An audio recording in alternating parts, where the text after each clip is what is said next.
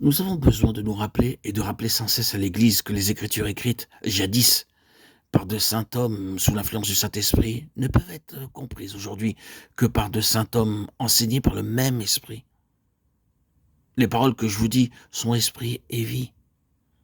Pour les saisir, pour se les assimiler, la chair ne sert de rien. C'est l'Esprit qui vivifie, l'Esprit de vie qui demeure en nous. C'est là ce que nous enseigne l'histoire des Juifs du temps de Christ.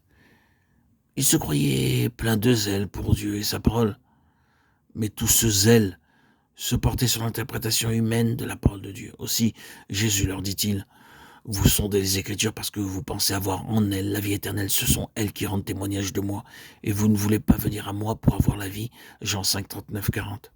Ils avaient en effet confiance aux Écritures pour être conduits par elles à la vie éternelle, et pourtant jamais. Ils ne discernèrent qu'elles rendaient témoignage de Jésus. Jamais. Par conséquent, ils ne voulurent aller à lui.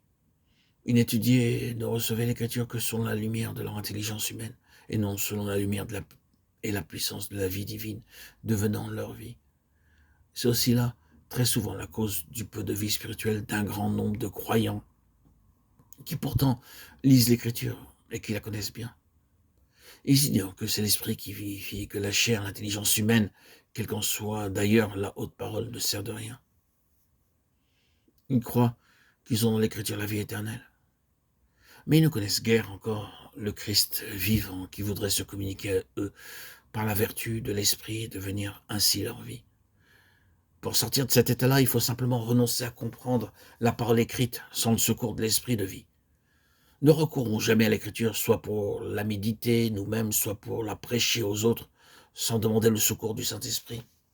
Avec adoration, commencez par regarder d'abord à Dieu, le priant de renouveler en vous l'action de son Esprit, et puis en silence et avec foi, abandonnez-vous à la puissance divine qui demeure en vous et comptez sur elle pour vous faire recevoir la parole, non seulement par l'intelligence, mais par la vie spirituelle qui est en vous.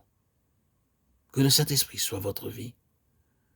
Quand l'Esprit et la vie s'élancent de l'intérieur à la rencontre de la parole qui apporte du dehors la nourriture spirituelle, les paroles de Christ sont en effet esprit et vie. À mesure que nous étudierons mieux ce que notre Seigneur nous dit de l'Esprit, nous verrons toujours plus clairement que si les paroles du Seigneur sont esprit et vie, le Saint-Esprit doit être en nous, l'esprit même de notre vie. Il faut que l'Esprit de Dieu devienne notre vie individuelle. C'est au-delà de notre esprit, au-delà de nos sentiments et de notre volonté que nous devons chercher le principe vivant de toutes ces facultés. Et il n'est autre que l'Esprit de Dieu.